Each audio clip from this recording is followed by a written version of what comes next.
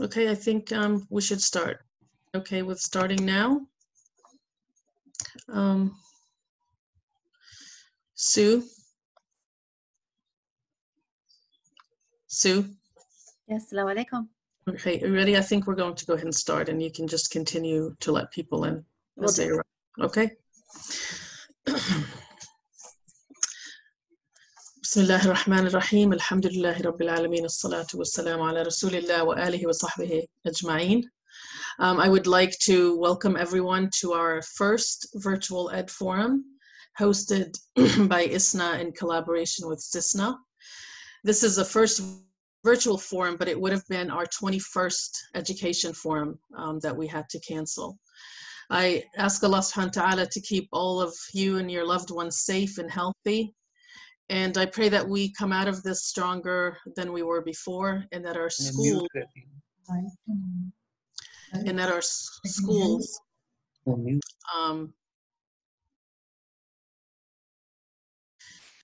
my name is Layla Shatar, and I'm the president of the board of the Council of Islamic Schools in North America, and have been blessed to serve in this capacity and meet so many amazing educators and see the incredible work that's being done around the country in our schools. We have grown together and developed expertise in all areas of education through our education forum. We've been able to gather annually with hundreds of schools and get to know each other and help each other. And we've done that throughout this crisis as well. Our schools and our educators have come together repeatedly to give support and share resources and share expertise. And alhamdulillah, it's helped us all do much better than we would have been on our own. The Ed Forum is the largest gathering of Islamic schools and Muslim educators in the United States. And it has served our schools and helped us for 2 decades. So I'd like to tell you a little bit about CISNA. CISNA is under the umbrella of the Islamic Society in North America. And with their support, we've been able to serve as a unifying organization for all Islamic schools. We provide accreditation services. We foster continuous improvement for leadership and teaching and learning. And we advocate at this local, state, and national level for private and independent schools. And that's one of the things I'd like to bring up a little bit later in how you can help us advocate for our schools on a national level in this crisis. Our focus continues to be on providing the best education possible for our children by helping our schools maintain a focus on mission and best practices. And through these webinars that are the virtual Ed Forum, we tried to focus on topics that we felt were pertinent for this time. And as you can see, the topics, as today's topic is leading during crisis, and then spiritual survival, and then financial survival are all the 3 topics we're focusing on, all areas of need. And so we pray that this is beneficial for everyone in their schools. And we ask Allah subhanahu wa ta'ala to lift this pandemic from humanity and grant us his mercy. And we ask all of you to support each other by making dua for one another, most importantly, and then finding ways to network and support each other as much as we can through this.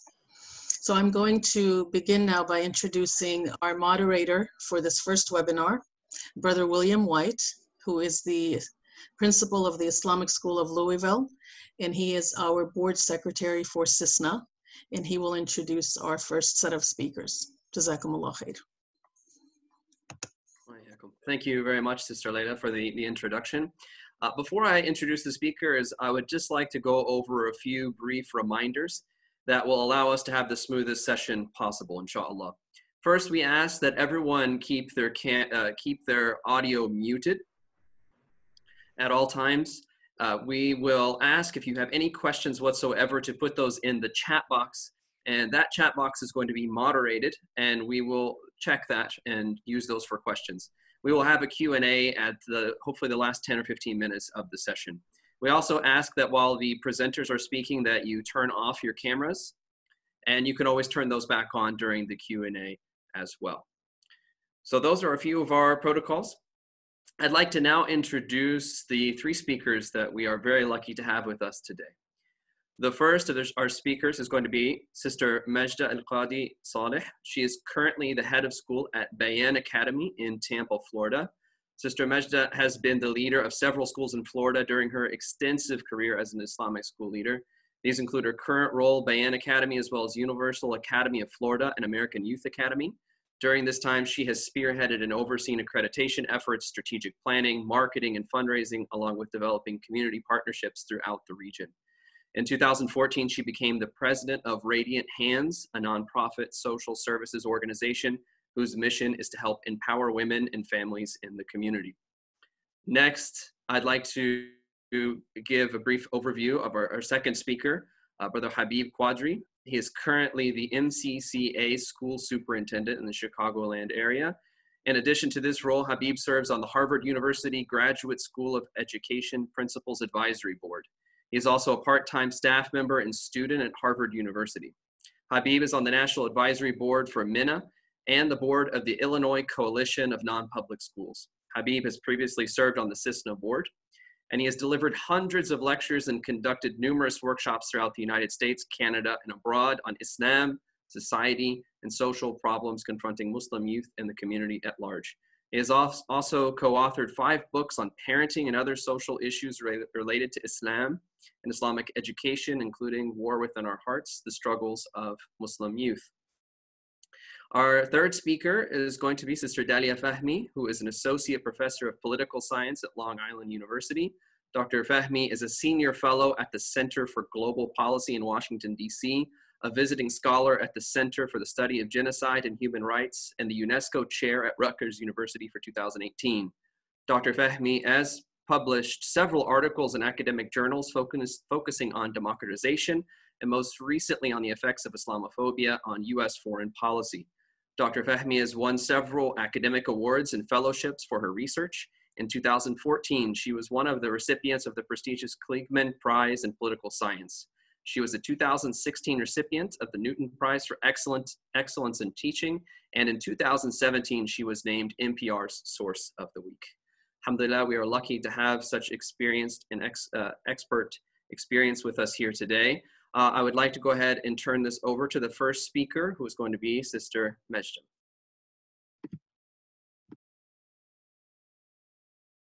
Assalamu alaikum wa rahmatullahi wa barakatuh, everybody. It's so nice to be here. Very new experience for all of us, like the last 3 weeks have been, I think. If I'm not mistaken, about 10 years ago, we had suggested to ISNA that we start live streaming sessions from the Ed Forum so more people could gain access. And everybody said it couldn't be done.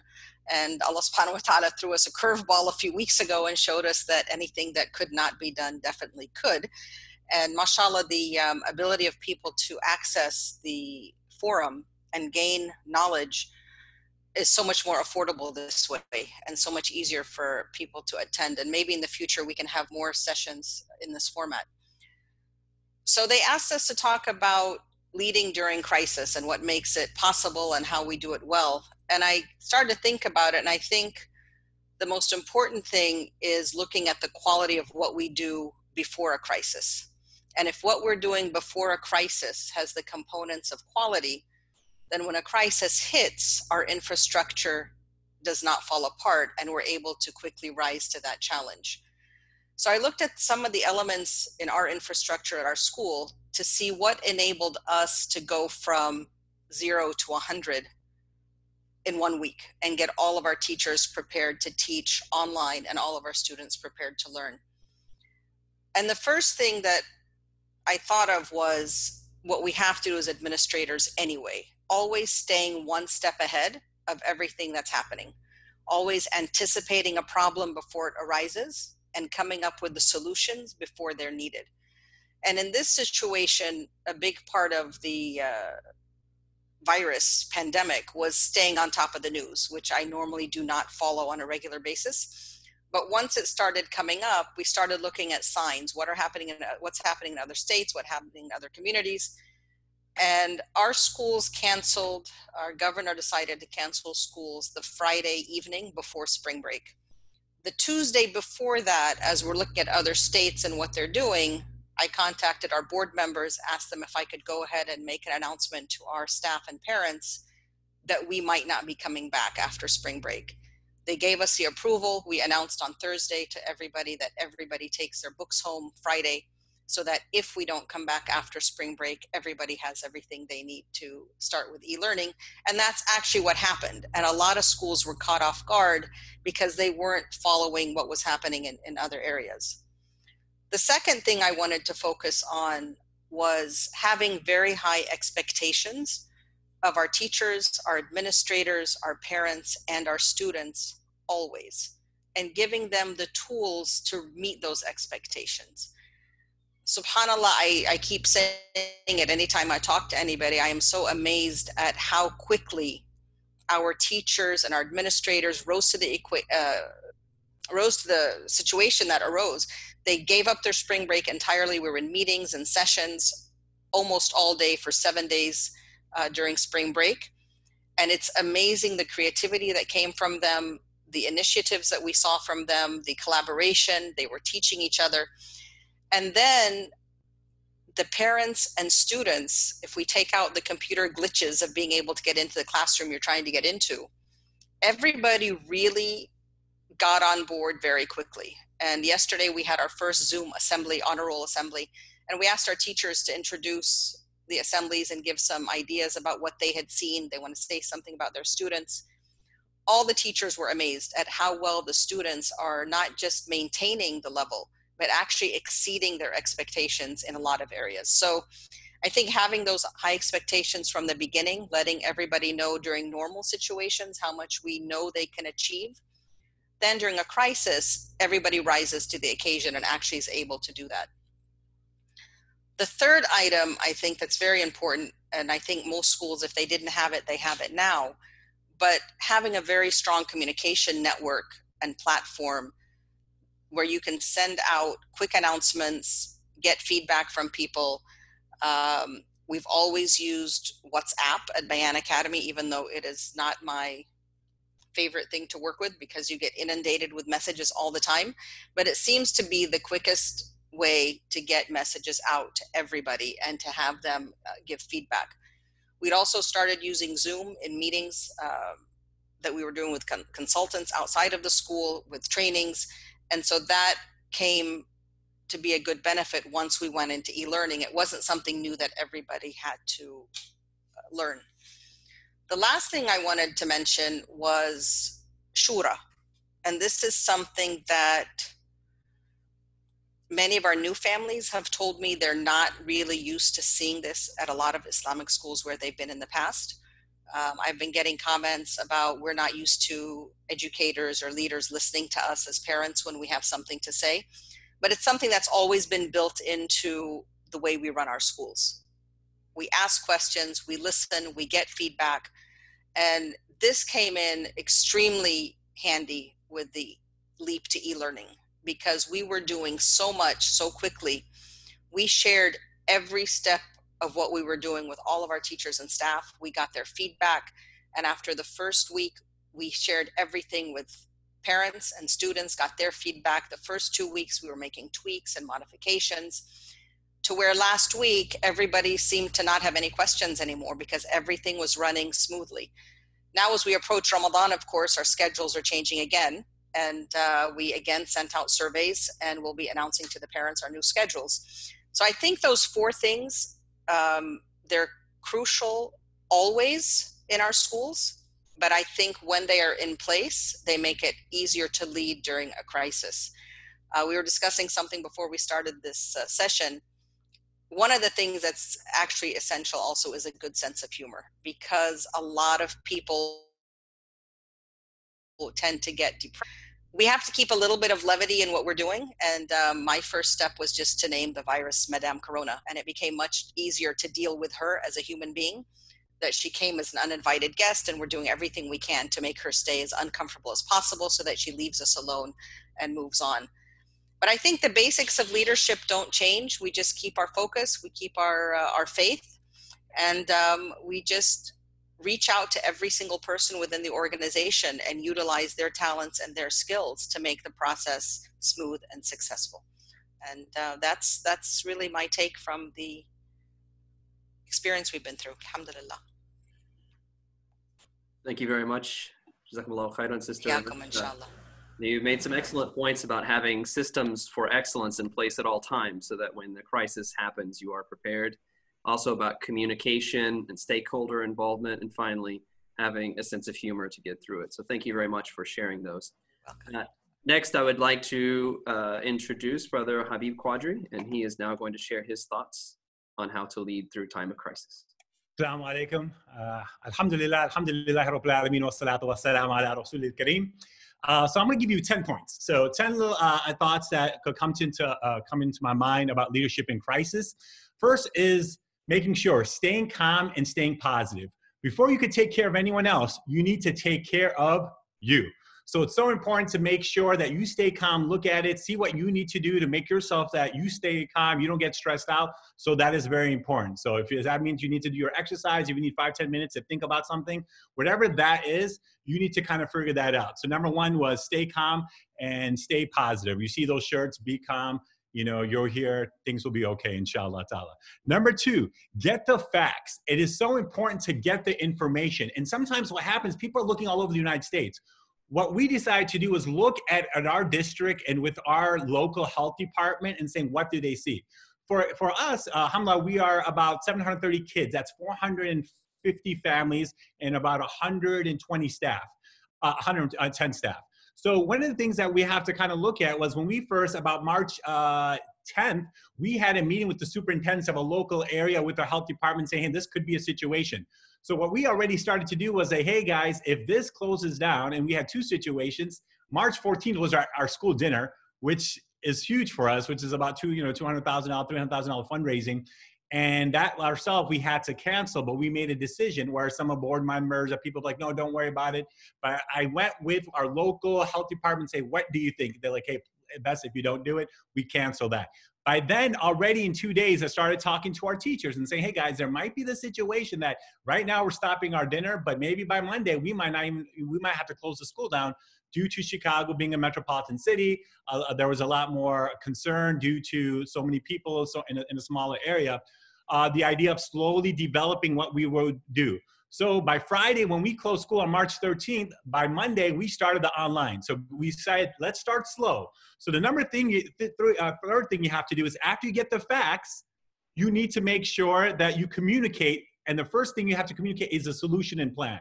So we have a solution and plan. We spoke to by departments, early childhood, because they're going to deal with online learning a little bit different than maybe elementary, and then elementary is going to deal with it differently in middle school. So we had small group meetings and say, hey, what do you think we should do? So we went Google Classrooms and Seesaw and say, hey, look, we'll go 1 week, then we have spring break. But this 1 week will help us learn the kinks and stuff that maybe we need to improve on. So number 3 was communicate the solution and plan. Number 4 is that then you got to communicate frequently to the staff and saying, all right, this is where we are now. This is the information that we have in our state. After we decided to close school Friday morning in our local district, our state decided to close the school Friday night also. So luckily it almost happened at the same time, but a lot of other schools said, hey, we need about 4 or 5 days to get ourselves together. And we used that weekend for any online questions, and we got a person, a resource, our IT person. We got another one who worked at a university who did the online for the university, and they kind of helped us out and say, anyone who needs any extra learning, we have some classes on Sunday, just log in, and then he also taped it. So this gave us an opportunity and said, don't worry, we're going to go and we're going to learn through the week. And we wrote a letter to the parents to understand and say, look, we want to get the ball going. We understand there's a unique situation. Be patient with us for that first week. So after we go ahead and communicate frequently with the staff and the parents, number 5 is when you do communicate effectively. Why we're doing what we're doing, why we are and Seesaw right now as a step, and then informing them, hey, after spring break, when we have more time, we might be doing a little bit more as we get more information. Because first it was like, hey, after 2 weeks, we might be coming back, but we realized it was longer. Number 6, listen, check in on staff meetings or departments. So the big thing was to listen in. So we had meetings with teachers and departments every week. We did a follow-up meeting and just seeing what their concerns were, what they see, or what they are going through. We also had our department heads have meetings, so they could tell us if the teachers felt uncomfortable to tell administration. They could tell their department head or teacher rep that's also on the board. We checked in with our parent reps and saying, hey, what are you hearing? What are their concerns? Hey, early childhood parents are saying, hey, it's hard for them because we have to be there with them and we have our own job and it was getting difficult. So we had teachers tape their lessons every day and then 2 live opportunities where that way they could, if there's any questions and clarifications that they have. And we told them, hey, grading is going to be very different. So being all the concerns that they have, well, how's the grading going to be? 8th grade, they're like, are we going to have a graduation? We said, don't worry, after 2 weeks, we'll give you more information. And we told them, hey, even if it's in July or August, we will still have a graduation. Don't worry, just focus on the schoolwork. The other thing was talking to the students. So what we decided as administrators, so I said, hey, you know what, I'm going to start from upper grades, so we started at high school now, so from 9th grade or 10th grade, and we're going to move, I'm going to start calling every kid, and my principal started from preschool. And we're just calling every kid, Assalamualaikum, how are you, after 2-3 weeks. So we're now kind of in the middle way. So that way they heard from 2 different administrators. Every family got a phone call from us, how we're doing. And we're having 450 families. So, but kids were excited, like, hey, Mr. Q, thanks for calling. Vice versa, that gives us information. Parents are giving us some thoughts. And for them, that played a big part. So also making sure that checking in is not just staff, is also with our not just parents, but also the students. And they're giving their feedback and saying, hey, we understand, and have that. When I talk to all the 8th graders, all like, what about we didn't have the Great America trip? We didn't have this trip. We were not the graduation dinner, not even the graduation. I say, don't worry, as things we get more clear for information, we will go ahead and take care of that. Number 7 is making sure being empathetic. It's so important that, look, if sometimes there are going to be frustrated, you have parents who've lost their jobs. So we had talked to them, and later on, number 10 is going to be about finance, but just having empathy about, hey, well, how kids are feeling, even teachers, because they got their own families to deal with. And hey, this might be something so hard for them online. We as administrators can't be frustrated and say, hey, we understand, take your time. We understand there might be some mishaps. Don't worry, we got your back. We're going to, inform that to the parents when we're talking to them, sending out emails every few days just to what's going on. We did some of the morning assemblies where I kind of dressed up and try to do something just to kind of keep it going. Now we're just weekly sending out, small little videos. So one for the upper grade kids and one for the lower grade students. Number 9 is number 7 was empathy. Number 8 is to reevaluate your plan. As we realized the first week, we just wanted to get it going. So we had Google Classrooms and Seesaw. But after 2 weeks, when we know that this was going to be drawn out and longer, we decided, hey, you know what? We are now going to add on the Zoom meetings, right? So we looked at it and we had a presentation, Zoom, different kinds of platforms, Google Chat, and we realized some teachers say, hey, you know what? We want to use Google Classrooms in 5th grade. We said, okay, as long as all 5th graders use the same thing, you're fine. Middle school said, hey, we'll do Zoom. Elementary said, hey, we prefer Zoom. And if one grade, all 3 teachers decided on one platform just to communicate, but we said everyone has to at least do two live classes a week. And parents understood why we did this, and we wrote a letter, understand that there might be frustrations in different situations. Don't worry, you're not going to get zeros are going to be deducted because if you gave your assignment in late. So that was very important to reevaluate your plan. And so even for now, when we were thinking maybe to close the school down, or some people like, hey, it's going to open up, we had to reevaluate this, and that means number 9 was to follow up. We had to realize in Chicagoland area, the second biggest population of COVID was like the Divine area, the Southeast Asian area, which is our area. And in the suburbs, the top 3 suburbs that had the most COVID was also where our school was. So we decided, even at the follow-up, even if the governor said you could come back to school May 15th, we just decided like yesterday and say, hey, you know what? With all this information, it's going to be a big risk. We already had one of our grandparents pass away from it. We've had 2-3 families who have gotten it. We've heard, luckily we closed early, so this all happened 2 or 3 weeks later. But what it does is helps us understand that just because someone in your school says, hey, where it's all open, you have to look at your scenario, your situation, your area. So that's very important to follow up and saying what changes we might do. And number 10, lastly, financially, it was very important. We wrote a letter explaining our budget and why tuition is so important. It's 80% of our our $4.6 million, our $5.2 million budget. And then 20% is through financial aid, our dinner sponsorships, donations, which we didn't have. So people understood. So out of 450 families, only 40 families we're working with where they are going to defer their payment, or they can't pay right now due to circumstances, and we work with them. So it's so important. The more information you give them and speak to them on the phone and say, hey, you know what, I thank you for emailing me. What can we do as a family to work this out? We could give you a discount. It's kind of changed the game and made things easier. So those were kind of 10 things. Jazakallah khair. Sorry, I want to finish in 13 minutes. MashaAllah. Jazakallah khairan. You packed a lot of really valuable information in that 13 minutes. Thank you very much, Brother Habib.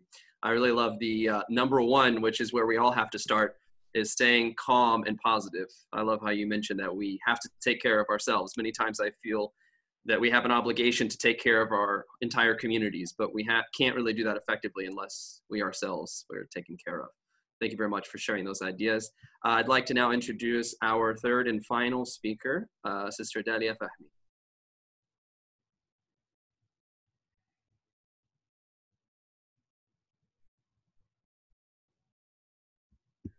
Oh, I didn't realize I was muted. I said, thank you for having me. And like a boring academic, I'm going to share my screen because I have a PowerPoint presentation. Can you see it? Just, Yes. can you see it? Yes. Yes, we can Okay, see. great. All right, thanks. So again, you might be wondering, what does a professor of international relations, conflict, genocide, terrorism, counterterrorism have to do with this subject? It all comes down to very basic things. All leaders have crises, whether they are presidents of countries, whether they're leaders of organizations, or whether they're principals of schools. A crisis can happen at any time, and crises will happen. It's guaranteed. What we don't know is when, what kind of crisis, and the magnitude. Usually we think it'll be, a principal is removed, there's a mass exodus of students, or there's a financial crisis. And we prepare possibly for those kinds of moments, but history has shown us exactly like today, is that crises are fundamentally and undefined. And so how do we think about the role of a leader in a crisis? And believe it or not, the role of a leader in a crisis, for example, a principal, and I'm assuming I'm speaking to principals or leaders of schools, that it's very similar to actually leadership crises in nations. President Kennedy, there are missiles in Cuba. How does he respond to the Cuban Missile Crisis? President Roosevelt, there is a Great Depression. And so based on the lessons that have been put forth in the literature about how presidents respond to crises, Stanford University has developed a leadership training platform. And I'm going to be talking to you based on the Stanford University Leadership Crisis educational platform that derives from what do presidents do in crises. I'm going to speak very fast because I've had a lot of information, but I will give you my PowerPoint presentation so you're not overwhelmed with what I'm saying. So, you can sit back and listen, but I will provide for you the PowerPoint presentation. So what are the behaviors of the leader? And these are the 4 that I'm going to talk about today. Decide with speed over precision. Adapt boldly, reliably deliver, and engage for impact. And I'm going to describe what these 4 behaviors that every leader, every principal, or the board, or the kind of leadership team of every school needs to be able to do. The first is, what does it mean to actually decide with speed over precision? Now, as we know, crises change every single day. National crises change, but this crisis, coronavirus, is going to change daily, weekly, monthly, and it might be with us in terms of how we have to adopt for the rest of the year. Leaders are able to actually process available information and rapidly determine what matters most. They have to decide what is the most critical thing before us and make critical decisions without dealing with the cognitive overload, right? We can't process all information. And so how do you actually put the critical things you need before you? And so the first thing a leader has to do is define priorities. Priorities are actually different for every school. In New Jersey or in New York, if you're the leader of an Islamic school, your your student base is fundamentally touched by the coronavirus, right? If you're in Arkansas, your priorities are very different. And so you have to identify from the outset the top 3 to 5 most important priorities. And these priorities, if done early in the crisis, are easily achievable, right? Is the first, are we keeping the school open? Are we closing the school? Are we moving to online learning? Is it synchronic or asynchronic? All of these are priorities that were defined at the outset that needed decisions to be made right away. Decisions on financial liquidity. Can we actually do this? If our parents are hurting and they can't pay tuition, will we stop teaching their children? Will we reimburse them for something, or will there be a commitment that tuition is going to continue to come in, that we expect parents to pay tuition, for example, because education is continuing, because salaries have to be paid? All of these priorities that were at the outset needed answers.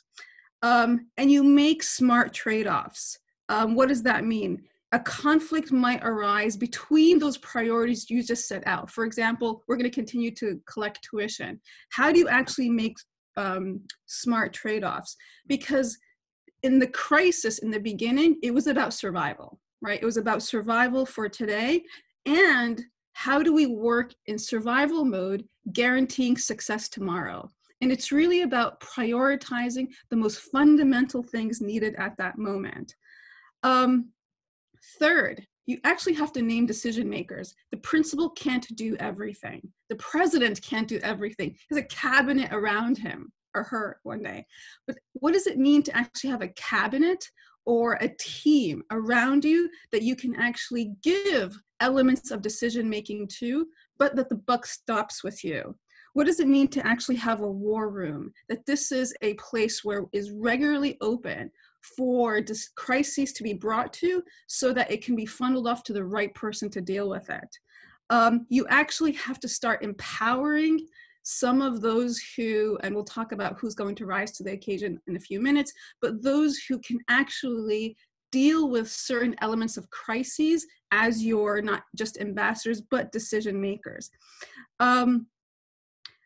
Fourth, how do you think about embracing action?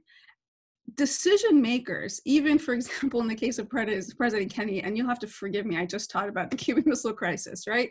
You know, missiles were found. You've got 5 minutes to make a decision because missiles can be launched that will reach DC in 5 minutes. Do you have time to actually look at all the possibilities and do a cost-benefit analysis that's going to make you come to the most important critical decision of your life? No, you actually don't. Decisions have to be made very quickly. And when decisions have to be made very quickly, there will be mistakes, but you can't punish mistakes, right? So someone will say, we're gonna, for example, and I'll use your example, brother, that you were willing to have Zoom and Microsoft and whatever, 3 different platforms, and everyone adapted to it, right? But you know what? Streamlining became a disaster. So you're going to actually have to move to a unified platform in the long term. You will have teachers who have already been using it and they're great. And others like, wait, I just finally established this Google mechanism. Yes, mistakes will be made. There shouldn't be punished for them, but there actually has to be a way where embracing action in a changing crisis moment will lead for the buying in for all of your employees, your staff, your teachers to understand that action needs to continue. Decisions are decisive. Decisions come with consultation.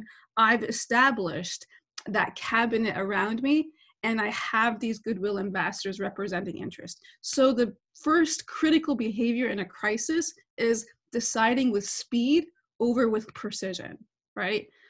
We have a crisis, we're going online, and we did. And it might not have been in the best possible mechanized way, but precision indicates to your staff, to your students, but most critically to your parents, that someone's on top of the game, right? And so it's that speed. And I know for my children attend an Islamic school, I was blown out of the water with how within one day we had a complete going online. Here's every teacher reaching out. This is what we're doing. And it almost seems seamless, although I am certain behind the scenes, there was complete chaos. But again, to the consumer, to the parent, a decision was made, it was followed through, it was seamless. You can give a shout out to Noor Iman. Noor Iman and Miss Layla. Allah yahfadak, wallahi, it was awesome. The second is to adapt boldly. Strong leaders get ahead of changing circumstances. We had a brief conversation right before the webinar, and we all know that this is not it, right? That there is more coming down the pike. This was not a crisis and we put a Band-Aid on it or we put duct tape on it and we'll just continue to put more duct tape. No, this is a crisis that's evolving and we're going to have to continue to adapt to it. Leaders can actually go ahead of the game and adapt boldly. And one of the fundamental things and the most basic things that very, very rarely do we do is the first one. We decide what not to do. And it should be very simple. We're not going to close the school, right? We're not going to compromise on X, Y, or Z. When you decide what you're not going to do, it becomes much easier to decide what you are going to do.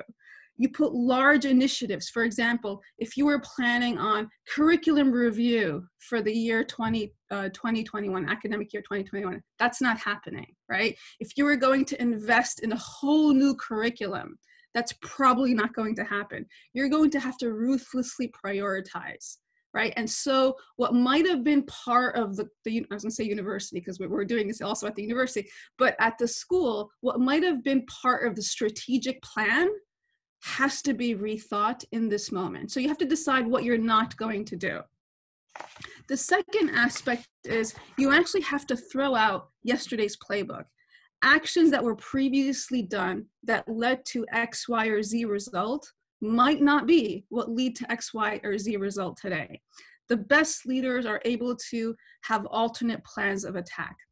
Think about it like this. We teach students and we have assessments, right? We have critical assessment guidelines, rubrics, whatever it is, how we measure learning. Today, those assessments that we have been all indoctrinated, especially in the past 8 years, into how you measure learning might actually no longer be the indicators or the rubrics that we need. Leaders are able to say the way we've been doing things in the past has to fundamentally be adopted. Again, this is not crisis day moment. This is as the crisis evolves, do we have to reevaluate measurements of learning, right? If classrooms on Zoom, for example, have been reduced from an hour to 30 minutes, is it worth it to have 2 or 3 quizzes a week, right? Or do we need to think about more dynamic, alternate ways of assessing learning, right? Again, yesterday's playbook for learning assessment might not be today's playbook for learning. The third of this is to actually think about how we can strengthen direct connections with the front line. Again, this comes from a military perspective, right? How does the president connect with soldiers, right? This private on the front line. For you, believe it or not, your front line is your teachers. Why? Because your teachers have more interface with the students than the administration ever will. As a professor, my students only see me. They never see the dean. They never see the provost. They never see the vice president of academic affairs, right? They don't actually even see the chair of the department. They see the professor regularly 2 or 3 times a week. It becomes very important to actually have a deep connection with your front line, because in this everything is online, the front line, your teachers, are the direct interface with students, are the direct interface with your parents. And ultimately, unfortunately, they are your consumers, right? And so having a direct connection to the front line, creating a network, I heard the first speaker say a WhatsApp group, whatever it is, there has to be a connection with the front line, but it can't be haphazard. Within that front line, there has to be levels of representatives, levels of leadership. It could be your directors of department, but it shouldn't necessarily be hierarchy in terms of authority, but more so who are the best representatives of speaking and reaching the front line and who do I need to connect to understand what's happening at the front line. Leaders actually don't connect with everyone. They just connect with the 5 most critical individuals that can give you a pulse on what's actually happening. If teachers are frustrated for about 1 or 2 or 3 issues, they might not channel traditional roles of the traditional avenues of leadership. But if you have connections with your front line, you actually might be able to reach out to 2 or 3 or 5 teachers and say, what are teachers worried about today? And they will tell you, these are the conversations being had, right? So having that direct connection that's not through the traditional hierarchy, but that you can have your ear on the ground. The third, and I apologize, I'm going fast because we just have a few minutes left, is to reliably deliver, right? The best leaders take personal ownership in a crisis, right? The old adage of President Truman, the buck stops here, the buck stops here, right? I'm the symbolic leader. Symbolic leadership is critical, right? One of the crises we have in the COVID era is there is no clear buck stops here, right? It doesn't stop with the president, he takes no responsibility. In every other example of leadership, the simple articulation is, I am here, the buck stops with me. It actually leads people to say, this is the symbolic leader of the time, right? If we look at all crises, right, whether it was 9/11, whether it was, when I was young, the explosion of the Space Shuttle Challenger, right? Who did President Reagan come on TV to address? The kids who are watching it, right?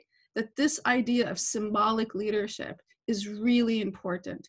That principal, whoever it is, director of the school comes out and says, kids, don't worry, we're here for you, and I have a plan for you, right? Real important symbolic leadership.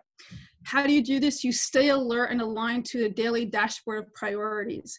As a leader, you have a set of priorities, 3 to 5, right? Usually in leadership training, we talk about 5, and they can be all articulated in less than half a page. And sometimes for myself, I tape them right to the top of my laptop, right? Or it's on your whiteboard in your office. What are our priorities? And priorities do change. That top 5 should be everything that comes in. How does it align with those top 5 priorities? Because we sometimes get so distracted in the minutia, right? A teacher sending emails out that are not, that's not your priority, right? Your priority is big and up here.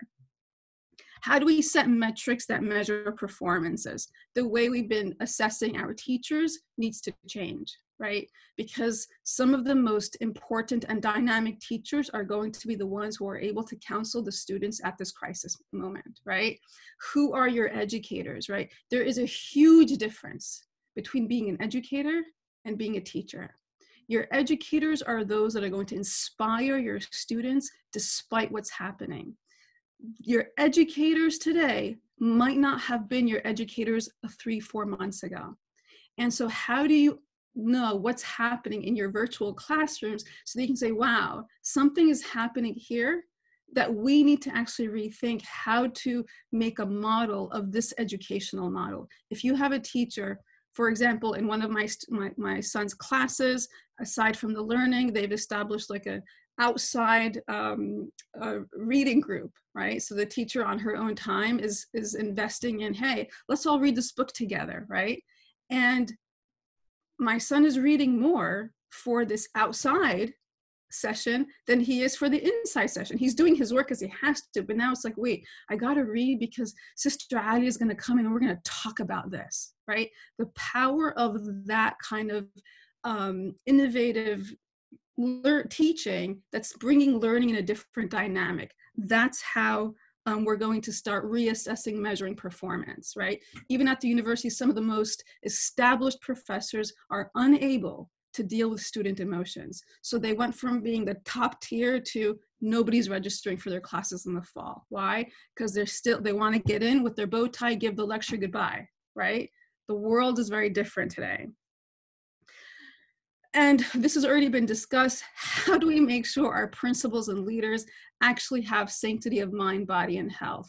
It only comes if we're able to make sure that they have the mechanisms established around them, core group of individuals, the funnels down to the ground. The leader cannot do everything. If the leader, the principal, is micromanaging, there's a problem, right? The leader cannot micromanage, right? It's those top 3 to 5 critical elements that are established on our board that are the most important things that the leader has to deal with. And finally, the fourth, how do you engage for impact? This is critical. In a time of crisis, no job is more important than taking care of your team, taking care of your front line, taking care of your teachers, taking care of your staff. Because if you take care of them, right, if you invest in human resources, they will reinvest back in you, right? One of the mistakes that was made at my university is once the financial crisis of the pandemic hit, we furloughed all secretaries.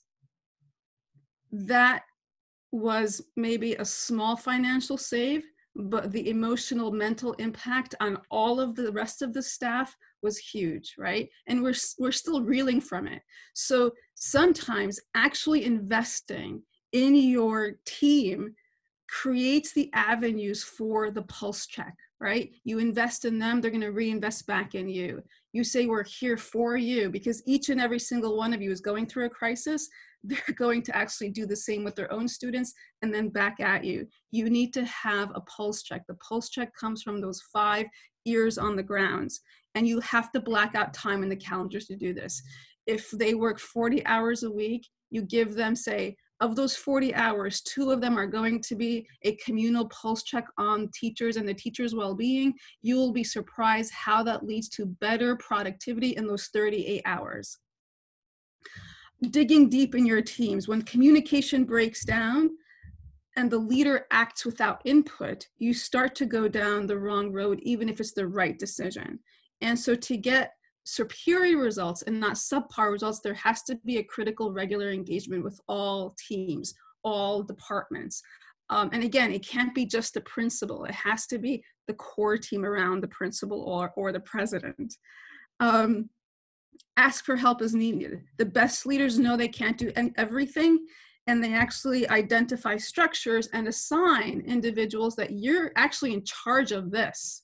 You're going to take ownership of this, right? You're going to take ownership of making sure, for example, we're meeting some basic benchmarks. You're going to take ownership of making sure that the PTO is still in, whatever it is. Delegate, and individuals have to take ownership. And once people take ownership, it increases their productivity. Ensuring a focus on both students and teachers, right? Usually it sounds like it's the preservation of the university or the preservation of the school. But the language has to be that this is about the preservation of the sanctity and health and well-being of our students and our teachers. The messaging has to reflect that, right? Even though the critical decision-making for leadership is about the preservation and growth of the institution, actually focusing the messaging outwards on students and teachers becomes critically important. Number 5, this is something that all successful institutions are doing now, is collecting and amplifying positive messages, right? If a teacher is doing something great in her class, like this teacher in my son's class, this should be celebrated, right? It should be celebrated with student testimonials and with a banner magazine. Like if you send out a weekly email that's internal, celebrating so-and-so teacher for doing X, Y, or Z, right? In our university, they do the same thing, right? You know, I had a virtual war simulation, the students liked it, we send in a few pictures, you know, X teacher is doing this. What does that do? It actually builds ownership, and it tells your parents, look at how quickly we adapted to this crisis moment. Over time, leadership is also going to have to teach their own team how to be leaders, right? For the most part, young teachers, again, I'm not talking about educators, I'm talking about simple teachers, have not gone through crisis training themselves. Over time, they will have to, William's face showed up. Does that mean I'm way over? No, okay. Over time, leaders are going to have to teach all of their leaders, all of their mini leaders, their teachers, heads of department, to be their own crises managers. How do you do that? You have to identify who's successful in this regard, highlight them, and set mechanisms for evaluation of how do we have internal review during crises, because the coronavirus crisis, and I'll talk about in a few minutes, is not just the month of March and the month of April. It's in New York City, it's going to the end of the school year. New Jersey will probably go through the same thing. And at university, we're already ready for our summer online and the academic year 2021 online, right? So this is going to be with us for quite some time. And so how do you, from now, identify your secondary and tertiary crises teams and leadership? Now, these are things that all schools have to do now. They have to realize the magnitude of the shock, right? It's not just the move to online learning, right? And I know you guys all know this, right? We've already talked about this. We think the crisis was the move to online. It's not just that, right? We're going to have to reevaluate curricula in terms of how much of it is completed and how much of it is going to be adding emotional and spiritual well-being. Second, there has to be a strategy for prolonged disruption. Like I said, it's not just the end of the school year. It might be possibly, I know our governor in New Jersey said, maybe the beginning of the fall, we're gonna wait for the weather to get cold, or the entire next school year. Do we have plans for prolonged disruption? Third, embracing a new normal. We need to rethink pedagogy, right? The way with which we've been talking about learning and teaching needs to adopt to what we're going through today. We need to rethink assessment, the way with which we measure learning in our students, not just remotely. I know at the university, they gave us all these platforms for online exams, and we can check for cheating and plagiarism. My daughter is taking a university course where they time the amount of time your eyes are not on the screen, and you have to submit your scrap paper, right? This is an Ivy League institution. Well, that sounds wonderful. It also builds the high intense distrust of students, right? How do we rethink assessment in these crises moments? Can we build realistic goals? For this year, we can tell, or I've been telling my students, the syllabus I gave you, we're gonna reduce it, right? We have reduced expectations in terms of quantity learned. We're going to focus on quality and experience of, for example, what did President Kennedy do and what did Roosevelt do? And we might have to throw out Obama and other cases and just focus intensely on these intensely on less. Virtual group activity. Our students actually need to be in contact with one another. Is there a way to set up virtual group activity where they can socialize, work on something in concert? Because the social isolation of each one of my kids in a bedroom with the door shut with their laptop is very unnerving to them, right? So over time, how do we actually create the social atmosphere that schools provide for them, right? Can we rethink virtual group activity that also allows for them to be silly, in a way which kind of fosters and enhances their learning? Student-teacher contact, right? So, I mean, I also work on surveillance.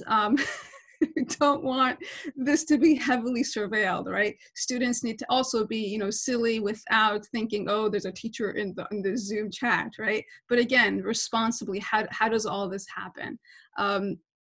Again, embracing a new normal that might be with us for the next year and a half has to account for all of that. In conclusion, right? I have a few things about the prophetic tradition of leadership. We tend to think leadership is, those who are going to get their names on the plaques, those that came up with the solutions, those that are, team leaders.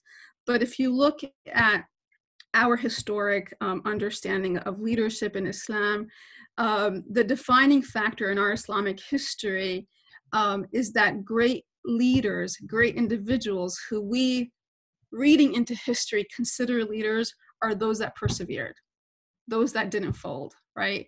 The number one Islamic element of leadership is perseverance. And the second of like, where does that pool of perseverance comes from?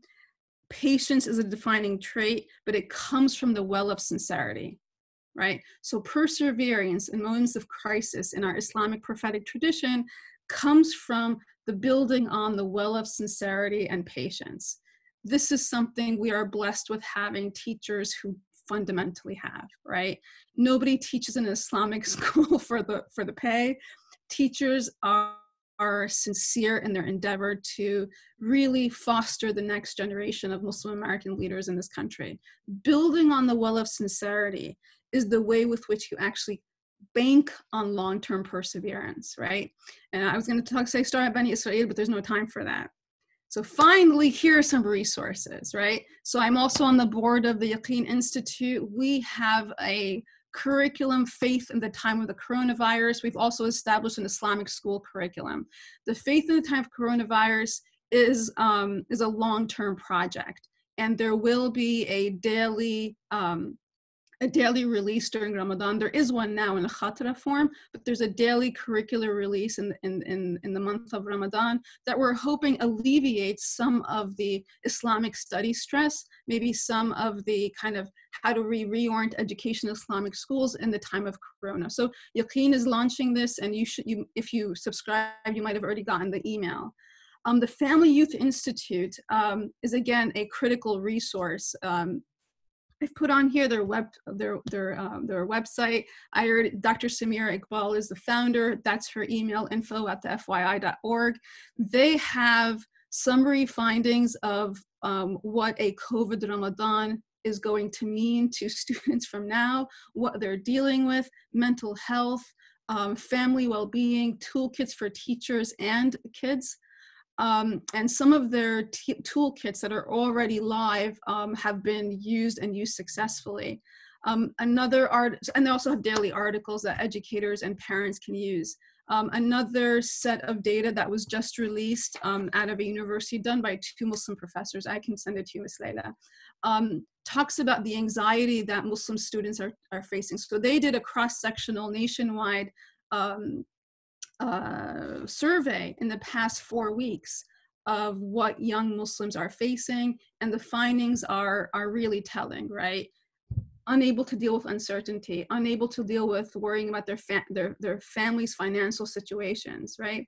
Everything that we think our parents are going through, our children are actually internalizing. And so how do we rethink what we're doing long-term based on the research that's just come out for us to plan for a whole well-being targeted curriculum for our schools in the coming year if this crisis moves into academic year 2021. There's my contact information. Feel free to reach out anytime. I will give you this PowerPoint presentation because I know I spoke really fast. Professors are used to lecturing for 1 hour and 15 minutes, and I'm Egyptian, so that makes me able to cram much more information in that time. But again, thank you for your patience.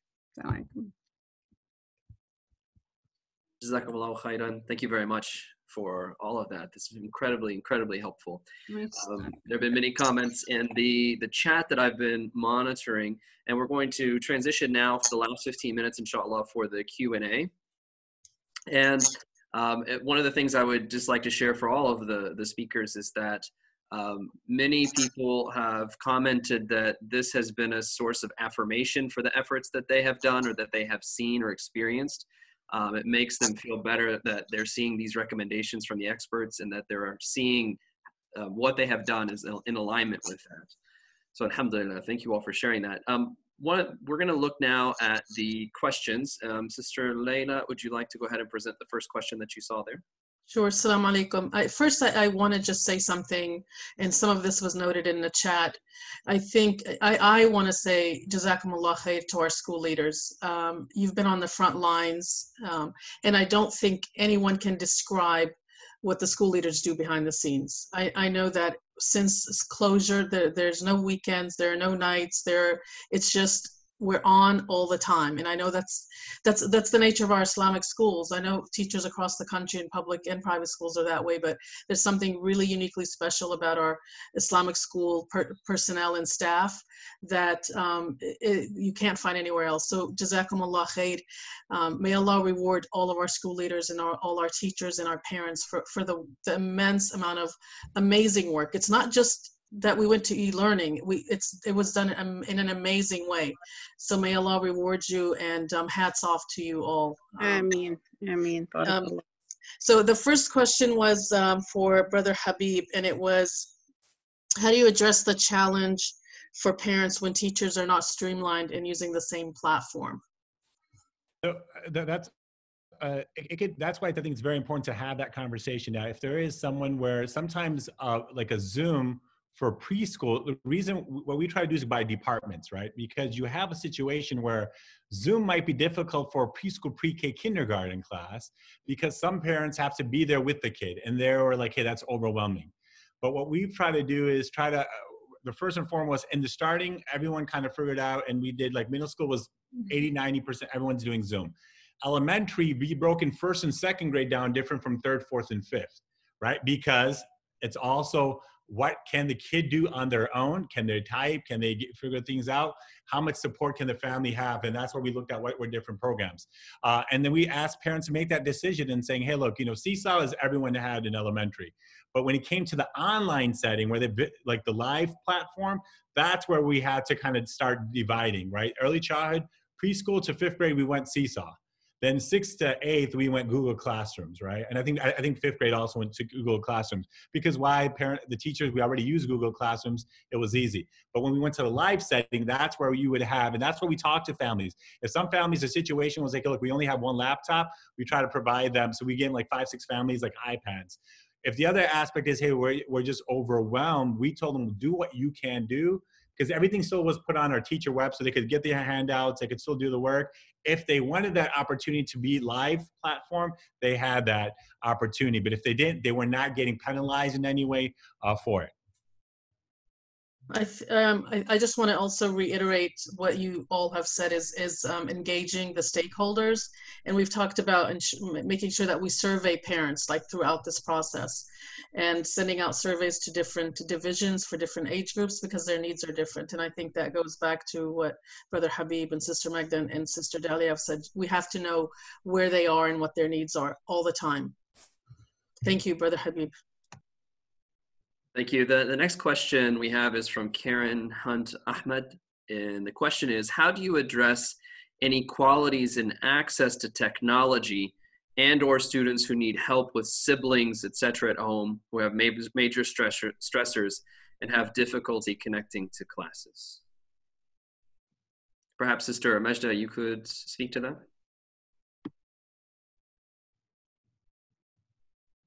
You're muted, Sister Magda. I sound better mute, don't I? I'm just kidding. So there are two different questions. One of them is the access to technology, and we communicated with all of our families that anybody who needed more devices could get them from school. And of course, the first couple of days before we started, nobody needed anything. And within the first week, everybody all of a sudden discovered they needed more devices. So we were able, alhamdulillah, to provide everybody who had a need with the device. We also checked out headphones so that people with multiple kids in the same household didn't have to keep hearing everything that was going on in that house. Getting actual access to the classes has been a technical issue that we've dealt with in different ways. We've assigned 4 people in the school to deal with technical support, and divided it by department, by campus, by subject area. And so parents know that they can reach out to those people to help them with that access. We've had some families who we've actually had to bring in, keeping social distancing and sanitizing surfaces, of course, in mind, and actually one-on-one having to show them how to get into a program. And sometimes it's phone support. We just call them, or we get on Zoom with them and tell them, while I'm here with you, show me what you did, click on this, let's make sure you're where you are. So like Sister Layla said, it is a 7-day-a-week I don't do 24 hours. I'm usually 7 a.m. to 10 p.m. But between those hours, we're always available to troubleshoot so that we're not having those anxious breakdowns at home and people not able to get their, get their work done.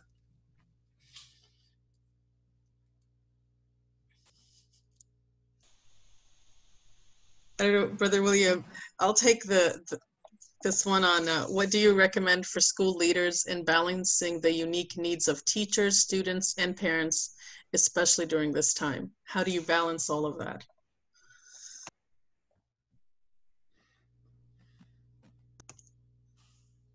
Anyone want to take a, Sister? Oh, I thought you said you were going to answer that one. Oh, I was going to read it to you. Go ahead, Sister Magda, because the next one's for Habib. Okay. It's that communication. It's really the communication, keeping in touch with everybody. Brother Habib said they call every family to make sure there's that connection. We've set up different chats on Zoom, comfort chats, and we have for pre-K to 2nd grade, 3rd to 5th grade, we separate by boys and girls. We have 6th to 9th grade, we separate by boys and girls. We have times for parents to call in and just have chats twice a week. Sometimes only one person will call in or two, and sometimes it's 8 or 9, but we have to have those open, ways to communicate so that you're always touching base with them. Brother Habib had mentioned the financial part, always making sure that you know what crisis they're going on at home. Alhamdulillah, for us, we have a very small school. Out of our 60 families, only 2 of them are having financial issues. And subhanAllah, one of our parents reached out and said, just give me their names and how much they owe and I'll cover whatever the balance is. So it's just keeping in touch and never assuming that everybody is fine. I have a student who I teach biology as part of my job. She has like 103 average, but she's been having nervous breakdowns with e-learning. She just does not do as well online. So it's keeping in contact with her mom, making sure we send reassuring emails. But everybody is dealing with this in a very different way, and just validating their emotions. I think not telling anybody what's the big deal. Why are you guys so worried? It is a big deal for a lot of people, and alhamdulillah, it's been going well so far. And we just that point that Sister Dalia brought up, constantly reevaluating and adjusting the game plan to stay on top of things. Alhamdulillah. Thank you very much, Sister Majda. The last question that I see here, and I will add a little bit to the question. It says, question for Habib: if there's time, with barbershops closed, how did he get such a stylish haircut during these trying times? Perhaps if you could also add to that, in addition to your physical upkeep, how are you recommended in the beginning that leaders take care of themselves. So what else are you doing to kind of keep your own spirit and morale going as well? So the barbershop, it goes to taking care of ourselves. So at the house, we have a schedule, but also we all had a challenge of trying something new. So I first time I ever made biryani, and I videotaped it. I sent it to my staff. I'm trying to, make biryani. And the kids said, well, can we try to cut your hair? So they had an opportunity to cut my hair. I was like, look, we're not really walking out. Wear a baseball cap if it messes up. And then my wife kind of knows how to cut hair, so she kind of fixed it up a little bit. So, but the idea was kind of taking care. So we have a certain two things to do. Every day, still have a routine, exercising, taking some time to learn about our faith and doing our things, but even also family time about kind of playing games. So Connect 4, even my kid with PS4, so just trying to play with him, just trying to figure out, what his world is like. And with my daughter, same thing, just kind of doing different things. So yesterday we made pasta from nothing. So, so these are kind of challenges. So I kind of look at these are moments to kind of get closer to, hopefully, inshallah, Allah subhanahu wa ta'ala, but also our family. So I think it's very, very important that we need to kind of go ahead and take care of ourselves. And that's why I think it was very important to also, like for me, getting a haircut is, so I was like, hey, even though there might be some fun with it, but keeping your regular routine if you can, right? So that means even waking up and, for me, if that means, even with my kids, I told them, hey, just get out of the pajamas and change, because it changes your mentality, right? And just kind of doing these things that you kind of always do. If you don't, you'll start seeing you just mentally go down. I think there were a couple of questions about year-end. Thank you, Brother Habib, for that. So your wife cutting your hair, Brother William, was important. fixing it after the kids make a mess. But a family time, definitely increasing our iman through, because we have extra time to do it, alhamdulillah. There were a couple of questions about end of year events. Ramadan is coming, graduations, celebrations. I think those are all things that we will need to address at a later time. There's a lot that goes into that. We only have about 2 minutes. We actually have to close out and go into our next webinar. But we will, CISNA will provide a follow-up webinar for school leaders. And so I'm going to encourage you again to, or encourage you to become CISNA members. You can go online and complete the membership form. We do reach out to our principals through that channel, and we will do a follow-up to address more of these specific things that are coming up in the questions. Sister Delia? I just sent you the PowerPoint presentation. Okay. I added into it that study that was just released yesterday about the needs of Muslim children that was done in the past few weeks. Okay, that's fantastic. And Sister Magda's going to send us a PowerPoint as well. Yes? I don't know. And Brother Habib also agreed to do so. We Okay. agreed on. So we will take those, we will send those PowerPoints to the registrants and share them on the listserv with IECN, inshallah. And so we are going to close out with Brother William, please. بسم الله الرحمن الرحيم والعصر إن الإنسان لفي خسر إلا الذين آمنوا وعملوا الصالحات وتواصوا بالحق وتواصوا بالصبر. Jazakumullahu khairan, everyone, for attending. It was mentioned in the chat that if you are planning on attending the next session about maintaining spirituality, that you will need to leave this meeting and join using the separate link and password. So once again, this will all be recorded and provided. Thank you all so much for joining this webinar. I think I would like to give a special thanks to ISNA for also taking the initiative to pivot during these times to be able to provide this much needed service for our schools. And thanks everyone, and for CISNA as well, and everyone in the Islamic school community that's working to help each other. Hope everyone has a great day. Thank you again to the panelists. Jazakumullah khair. That was an excellent information. Assalamu alaikum. Inshallah. Wa alaikum assalam wa rahmatullahi wa barakatuh.